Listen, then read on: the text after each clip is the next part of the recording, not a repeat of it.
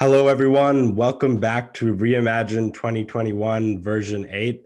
This is our 8th event that we're doing in the past 10 months. I'm Roshan. I'm one of your hosts for this event. And our theme this time around is NFTs. So the title of the conference is State of the Art Chain. So we really want to explore what are the future utilities of NFTs, content creators, and really data ownership and a data economy. I'm really excited to bring you a new guest today.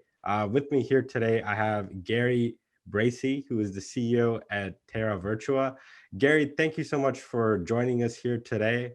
Really excited to speak to you today for a variety of reasons. To get started, why don't we get started with like your background and how did you even get involved into the crypto and blockchain space? Thanks, Roshan. Thanks so much. Delighted to be here. Yeah, it's a long story because I'm quite old, but I'll keep it short. I've been in video games for 35 years, since pretty much the beginning. With a company called Ocean Software back in the 80s, we were licensing movies to make games from. And that whole journey took me from computer games to console games to mobile games, right up to today in VR games. And I met up with my co-founder, Jawad Ashraf, in the UK about 3.5 years ago to discuss video game publishing in VR. And we sort of got talking, and we were talking about blockchain, this new technology that was around, and something called NFTs that were just a germ of an idea for us back then. And we got talking about how we might create virtual worlds to bring NFTs into the mainstream. And we then spent 3 years developing the platform, developing the business, reaching out to companies like for licenses, and ended up where we were the end of last year when we launched the platform. Finally, it's still in beta, and got us into the NFT world. And it's a very exciting world. In fact, it reminds me very much, having been in video games in those very, very early days, the pioneering days where there were no rules and you were sort of making it up as you went along, because there wasn't the standard method to make a video game. There wasn't the standard way to produce or market or even create the idea. So where NFTs are right at the moment reminds me very, very much of that. We're at the very start of something quite new that could conceivably dramatically change the way people consume various things, whether it's entertainment or items, purchasable items anyway. And that's just starting, and it's really interesting to be involved in that process and help hopefully shape what people will be doing over the next decade or several. Yeah, I mean, not many people can say they have as much VR experience or even like gaming experience as many years as you do. So I think that's really, really awesome. It's the You bring gray like hair. you bring like a unique insight. And yeah, so tell us a little bit more about what exactly Terra Virtua is and kind of the role that you see of what the company plays in the ecosystem. Sure. I mean, we've taken a slightly different approach. As I say, it's very much focused on the mainstream. So we wanted to bring people into the sector and give them a rich experience. So we have a little bit of a different perspective, I think, from most other people. And that's coming from the video game sort of mentality. A lot of the management team are actually from the video game sector. So we want to create an experience rather than just a collectible. So when someone purchases a collectible, an NFT from us, that is hopefully just the beginning of the journey. And we've created a number of interactive 3D environments to allow the user to gain some utility from those collectibles. So rather than just getting the collectible and storing it on the virtual shelf and on your phone or computer, we have, and you can see the behind me, we have these interactive environments. The one behind me is called a fan cave, and I can actually give you a bit of a glimpse of that. So this is the fan cave, and for instance, on the wall here, you can have posters, you can have artwork, you can decorate, or you will be able to customize and decorate this room however you like. That's being implemented very, very soon. The chap in the corner there is one of the characters from Lost in Space, and you can see we have these really high fidelity 3D models that are not just models, but they're animated as well, and they're full size, and they really are, they reek of quality. I mean, we have a really, really high bar for quality. We want to create the best we possibly can. So these models are actually taken from the TV series. They provided the raw data for the models, and we've scaled them down. So these are very, very faithful models from the TV series. And coming along to the left of the screen, we have a series of our own little characters we call V-Flects, and they're little robot guys, and we've created them in different scenarios, whether they're Zorro type or clowns or baseball players or ballet dancers or fairies, a huge array of different characters, fully animated, that interact, and you can collect them, put them on the shelf on your fan cave wall, and display them like that. We have a TV screen in the fan cave where we can stream. At the moment, it's just trailers from some of the movies we've licensed, like Top Gun and Godfather, but we can stream anything, whether it's Twitch interviews or marketing information. We can pretty much show everything. And here we have a music section, which we're working on at the moment. We've got some interesting surprises with regard to music and music artists, but just as a demonstration, really, you know, on the wall there could be a replica guitar and some gold discs, and there's a record player there with a vinyl record next to it, and conceivably you could take the vinyl record out of the sleeve, put it on the record player, and play the song. So that's one of the environments we've created. We've also created something we call the Terra Dome, which is a much larger version of the fan cave, where you can store all your large items. This is one of the kaijus from Pacific Rim, one of the movies we've licensed, and over there we've got the Gypsy Avenger from Pacific Rim. And I assume this stream is a little bit choppy, but everything is in very high fidelity. And here we can have spaceships and vehicles, anything large we can put in the Terra Dome. And again, you can bring your friends in and they can admire your collection. And then we've got things like the other thing which is quite interesting is our art gallery. So we have, if you want to choose which artist you like from the collection of our art collection, you choose the artist that you want to see, and then you can walk around our virtual 3D gallery and look at that artist's works, and click on or touch on a painting, and it will bring up information about that painting, about the price, the artist, etc., etc. And of course, if the artwork is animated, it will show that in the 3D gallery. So we're trying to create a combination of rich experiences in the purchasing process, so you can walk around a 3D gallery, and soon you'll be able to walk around a 3D virtual store, and then obviously you can bring those collections in to your 3D fan cave, your 3D personal environment, like the one behind me, and enjoy the collections that way. Yeah, thank you so much for giving us a brief demo. That was actually really cool, and it's really interesting to explore like this future environment that you're building, that kind of sees, I guess, ownership in a different way. We're all used to owning, I would say, physical assets, but this new wave of, you know, owning digital assets in a variety of forms is still very new for people to understand. Yes. One thing I'm really excited to, you know, really sit down and speak to you specifically today is, your company has been able to make a huge push, and I would say the commercial segments.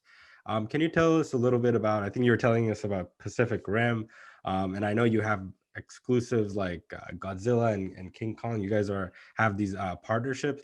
Can you tell us a little bit about, like, what have you seen from maybe the demand side for everyday people? Like, do you have any unique insight on these commercial Sure. partnerships? Like, why are you even doing them, right?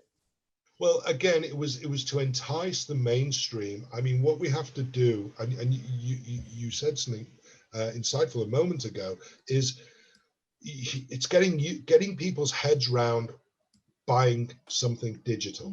And when I explain to people what I do, the first question I get is, why should I pay $100 for something digital when I can get the physical version for the same amount, or maybe even less? So we challenged ourselves. We had to deliver something that created value.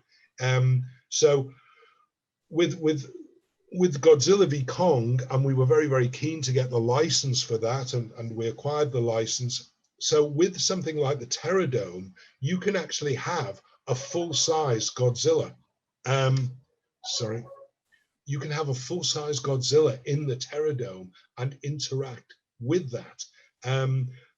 You can't do that in the physical world, not really, and not with a full-size Godzilla or Pacific Rim Avenger. So that was very, very important for us to give that experience, and obviously by having a high fidelity model that allows you to do that. So when we're trying to differentiate as much as possible, and when we started with artwork, it was very important for us to say, well, look, answer that question. How do you deliver value? And the first artist we were dealing with was a chap called Nick Percival, who's an old friend of mine. He's a great comic book artist. He paints Judge Dredd, the comic book. So he's got a lot of experience and he's got a good following. But again, it didn't seem to be quite right to say, we're just going to sell digital scans of his paintings. We wanted to do something a little bit more than that. So we investigated how much material he had and found that he had actual sketches of the original paintings. So what we decided to do was something you can't do in the physical world, is have the sketch and then a transition from sketch to ink to paint, the transition to the final painting, which again offers something different. You can't have that in a frame in your living room, but you can have it digitally. And also, people love seeing the process, love seeing how a pencil sketch turned into a final beautiful painting. And so we focused very, very much on bringing that difference into the digital world, because that way we can deliver value. And we're trying to do that. It's reflected on everything we're trying to achieve here. Yeah, I mean, not many people can say they're working with Paramount Pictures and all the exciting, again, commercial partners that you're working with. It's really actually, it's really exciting, and, like, I would say it's a positive light that all these companies are signaling in terms of wanting to work in the NFT space, because I think many things like decentralized finance or even cryptocurrencies, some companies maybe don't want to get involved in that, but NFTs seem different. So I wanted to kind of ask you, in the past 6 months or even in the past few weeks, what are some of the changes you've seen in the NFT landscape? Well, both good and bad, really. Obviously, there was a lot of fuss about Beeple and his $69 million art auction, and then the wonderful job that Dapper Labs are doing with Top Shots. And they've really propelled NFTs into the mainstream psyche, which is great for all of us.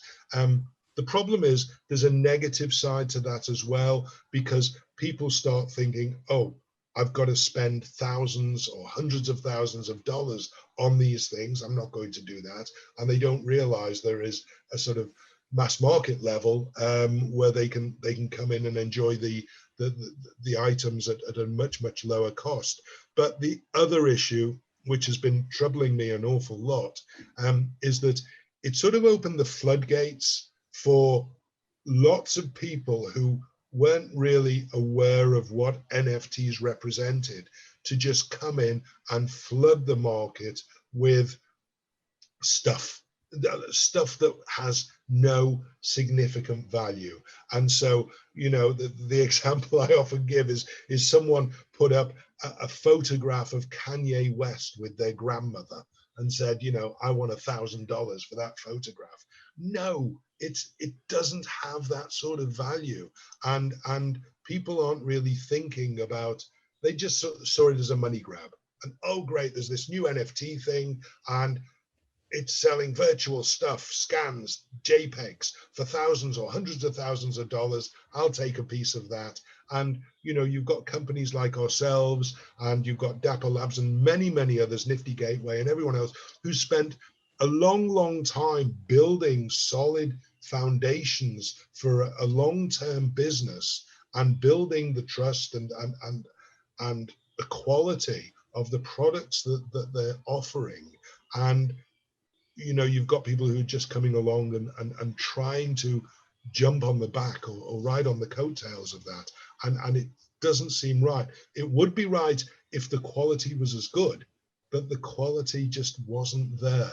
And it sort of gave the wrong perception to anyone who was coming in and looking at the marketplace, because it was a mess. The noise was drowning out the good stuff that was in there. And you've got to expect that. We've seen it with every new type of technology. When we saw it with the internet, when everyone jumped on the e-commerce bandwagon, and you didn't know what was good and what was bad, and eventually you were left with the good ones like eBay and Amazon who continued and thrived. I think we're going through the same process at the moment, but it's an interesting, you get that with all new sectors. It's an interesting dynamic. We'll survive and hopefully we'll thrive. We're trying to stick to what we do, as are most of the other companies, established companies in this space. But it does open up new opportunities for new innovative companies. Yeah, definitely. And I like how you're being so realistic, which I think is also very important in the space, because there's a lot of hype around NFTs right now, especially new people are trying to understand the value of them. So another thing I was going to ask you is kind of going deeper. How do you think we keep these NFT marketplaces sustainable? Because I know you also have a NFT marketplace.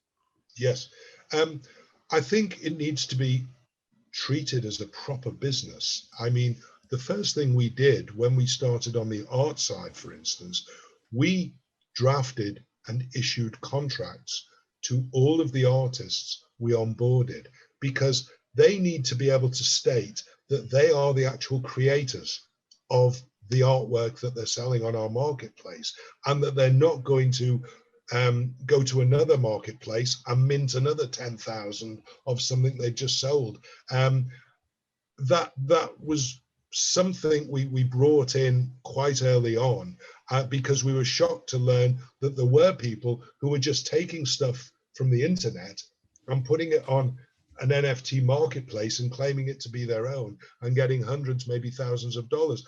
IP infringement is a serious issue.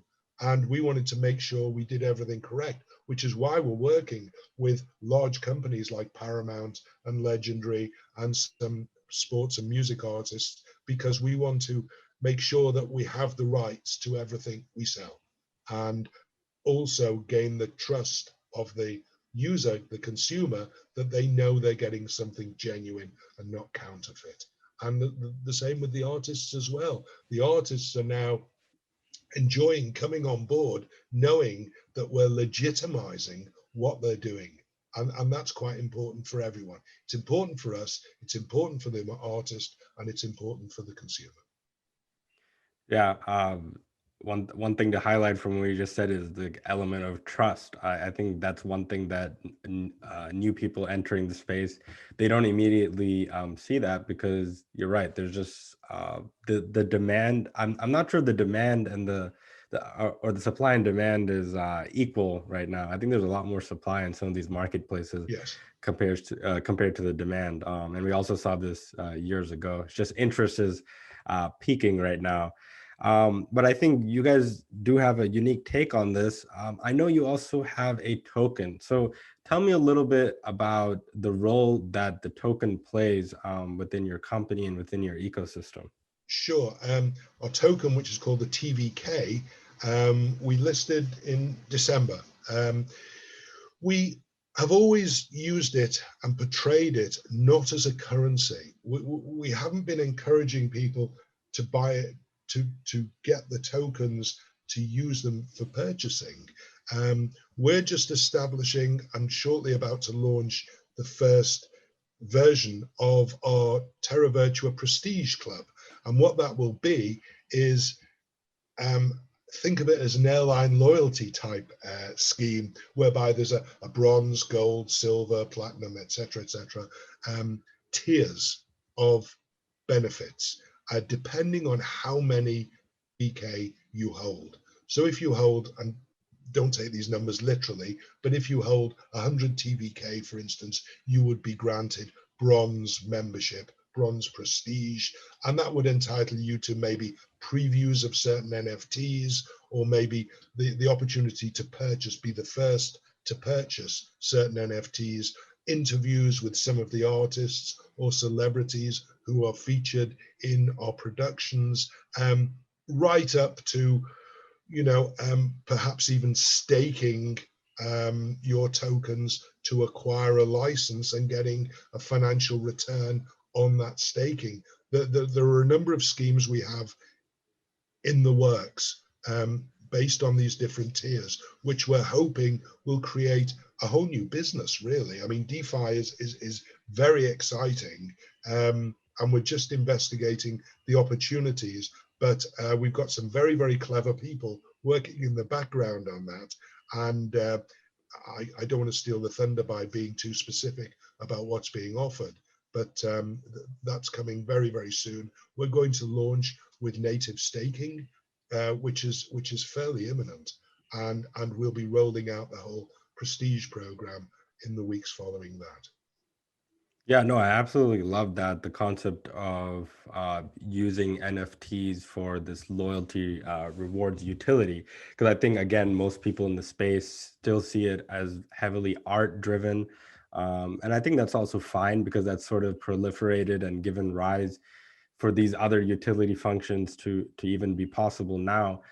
From your perspective, what do you see the future of who do you see the future of NFTs benefiting more? Is it the creators that have previously had gatekeepers to their IP, or from your perspective, is it the companies? Do you think they're trying to create new economies? Right. Let's talk a little bit about the economics of this all, because I think you're not just building a marketplace where you can see stuff. Like, what do you see as the future? What do you see as the future economy, the digital economy that you guys are building? How is it going to function? It's really interesting. I think, I mean, firstly, it's democratizing the creators, the creative content, by allowing the creators to get subsequent revenues from subsequent trades and sales of their work. So each time a painting is sold and sold on, the artist gets a small piece of that transaction, which never happened before in the real world, in the physical world. If you bought a book in the physical world and read it, and then you give it to your mom, and she lends it to her neighbor, or gives it to her neighbor, and that's fine. But you've bought that book once. There's been one purchase, and the author of that book got one royalty from that, and that was the end of it. But 4 or 5 people may have enjoyed that book and read it. So here we have a much more democratic process, whereby, sure, you can sell it on at a much lower price, or higher price to someone else, but the creator will always get a cut of that, and that makes it very, very fair indeed. So from an economics perspective, that is a complete game changer because it's never existed in the real world before. But generally, I think there's going to be, I mentioned the DeFi elements that we're putting together that are going to grow. You're looking at insurance potential for people insuring their digital items, but I see NFT, the whole concept of NFTs going way, way beyond collectibles and where it is at the moment, and art and everything else, because you will have your home as an NFT, your multi-$100,000 or $1 million home. That's going to be an NFT, because right now, I don't know how they do it in the rest of the world, but in the UK, you have something called a deed, which is a piece of paper basically saying you own that house. And if you lose it, then theoretically you've lost the house. Not really, but all you've got is this piece of paper. Now your house, your home, will be on the blockchain. It'll be an immutable NFT, and when someone purchases that from you, the transfer of ownership will take place, and it'll be a lot more secure and a lot more comforting to people to know that it's locked. And anything of high worth and high value will be ultimately on the blockchain, or should be kept on the blockchain. So it does open up a whole new area for lawyers, which they'll be delighted about. But I think economically it is going to change the way transactions are conducted. It's going to help awfully with piracy, or against piracy, because only genuine items should be on the blockchain. And if they're not genuine, at least they can be verified to be genuine or not. So I think there's a whole education process to be conducted. And with that education will come all of the stuff I've described and an awful lot more. There's no way anyone can truly predict what there's going to be. And a good example is, I always think, you try and predict the future, and you try and predict technology. And I've been involved with technology for 35, 40 years. And I remember when I was a kid, the great science fiction concept was having a video phone at home, and everyone would have a video phone. So you would be able to talk to people. That actually never happened. It was leapfrogged. And now you've got this mobile video phone that everyone uses now. We never had a video phone at home. That technology was completely leapfrogged. We went from an audio phone straight through to a mobile video device.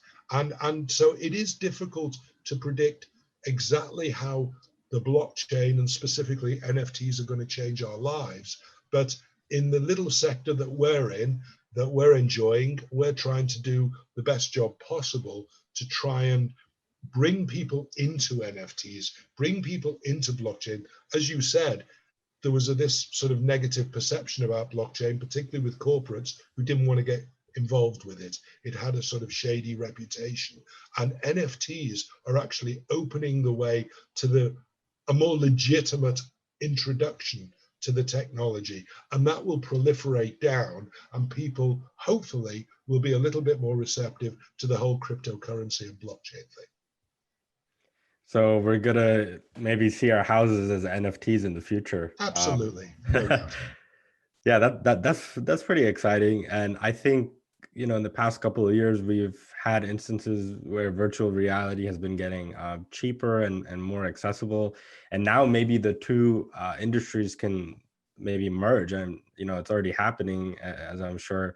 One of my questions is, how do you think companies can use NFTs to establish a different type of brands in like emerging markets compared to, I guess, traditional marketing, or how they traditionally reach their customers or people? It's a good question, and we've been approached by a number of companies, large corporates, who are looking for that very thing. How can we leverage NFTs to create some sort of marketing push for our brands? And I'm still struggling with that personally. We're still struggling with it, and it's not really what we do. I mean, if there was a good commercial opportunity and legitimate, then we'd go for it. But unless it's compelling and creative and is going to benefit the user, then it's not something we can focus on right at the moment, because we've got so much other stuff, and it's all about opportunity cost. But one good way of suggesting that NFTs can be used to engage is sports, particularly, whereby you can engage with the fans more closely. If you have a sports personality or even a movie personality, NFTs are opening the way for them to engage a little bit more directly with the fan.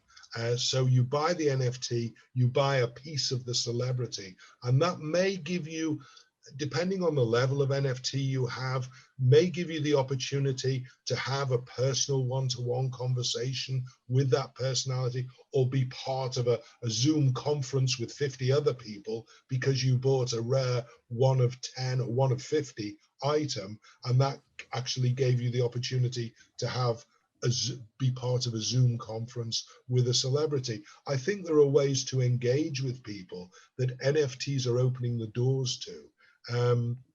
It hasn't been fully worked out yet, because there's a finite amount of those you can do. So if you sell the NFT and say, you know, this is a collectible of Brad Pitt, for instance, here's a model of Brad Pitt or a photo of Brad Pitt, and if you buy this for $100, you and 50 other people will get access to a 30-minute fireside chat with Brad Pitt, where you can actually have the opportunity to ask him a question yourself. That sounds great. But once that 30-minute conference is done, where is the value to that NFT? It's a one-off, it's a one-shot. And I remember there was an album, a record album released quite recently. I think it was Kings of Leon. And they were saying, with this NFT, you get all the merch from every concert, you get free tickets to every concert and everything else. And that sounds great. But with each subsequent concert, the NFT loses a little bit more value, because that concert's been used, if you know what I mean. And Kings of Leon aren't going to be touring forever. So over the years, the value of that will diminish, but great for Kings of Leon fans. Fantastic. So, you know, people are trying to figure out new ways to do it. I think there's a lot being thrown against the wall just to see what sticks, and not as much thought as maybe there should be going into what helps the longevity of the NFT, what sustains the NFT, what allows it to retain the same or even greater value over time, rather than diminishing that value over time. And that's the big challenge. And certainly when you're talking about going with brands and big corporates, I think that's what they'll be looking for as well. Yeah, and obviously you work with them very closely, so you know you're playing a vital role in, I think, helping them to be more sustainable, because people recognize many of the brands you work with, so they're able to at least perceive that value more easily, than jumping on some of these other marketplaces where, Yes. like you said, people are just, the rate that they're minting just doesn't meet the rate of the current demand, I believe, because now people are minting on different chains and such. Yeah. For maybe some potential companies watching this right now, or even people that work at some of these companies, what are what's some advice that you can give them on the types of NFTs people should get involved with? It's difficult to say. I mean, obviously there is a market in collectibles.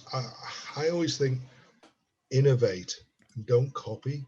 That's what, if you have a great idea, and I used to say this, you know, when people came to me with video games, and I used to get pitched a lot of video games from a lot of designers, and everyone genuinely believed they had the best video game idea that there ever was. genuinely believe that. So first of all, you have to innovate, but try not to emulate, try to go a different path and put a different spin on something, and that will create the value. Because at the end of the day, you want to create something that is of value. This market is only going to get more and more competitive as more and more people get into it, like video games. When video games were introduced, particularly on the iPhone, and lowered the barrier to entry, so you could be a single developer writing a game rather than a big studio. It just got flooded with match 3 type clones, and I can see the same thing happening in the NFT space, and it has already happened a few weeks ago, where people are flooding the space with photos of celebrities and all sorts of things that don't have any real intrinsic value. Try and think about how you can deliver value with your NFT. That's the best start you can have. And once you've figured that out, then you've got a shot. Then come and talk to me and I'll help you. But that's really what it's all about. It is about value. You can't just keep taking money from people in a cynical way and expecting them to just continue rolling over. You've got to treat, we have a mantra, we treat the IP with respect and treat the fan with respect. And if you hold to those two values, then you're not going to go too wrong. Love it. Gary is being very down to earth and optimistic. I certainly love it. And yeah, that's a great message, that maybe pick one specific use case or one value utility and just focus on that.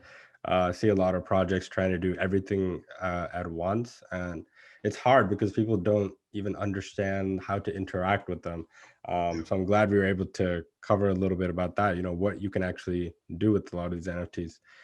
To kind of end things off, tell us the future of Terra Virtua. Like, what are you guys trying to accomplish in the next 3 to 6 months? And how do you think this rise of NFTs that are continuing to be exponential, what do the next couple months look like?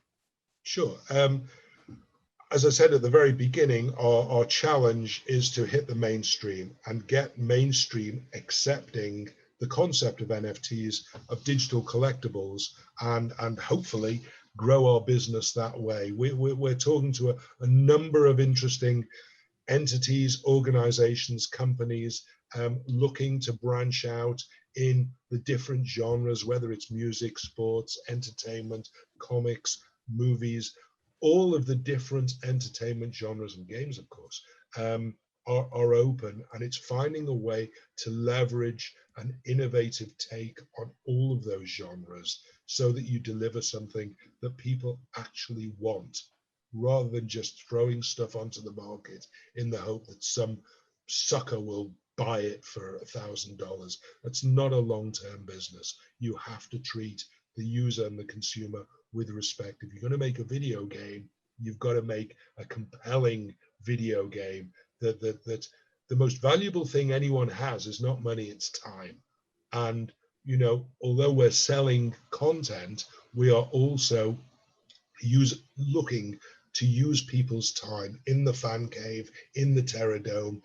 We want to engage with people. We want people to bring their friends in to create communities on the social element of what we're doing.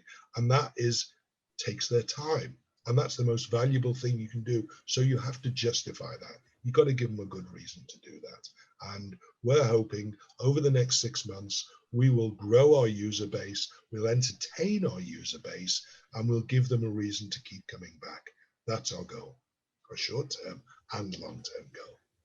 Yeah, I love your ethos of always providing value first, and then maybe building all these features and bridges.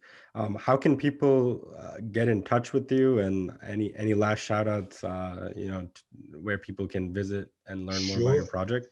Everything is all focused on our website, which is www.terravirtua.io, and come and visit us there. It's very intuitive. Browse the marketplace.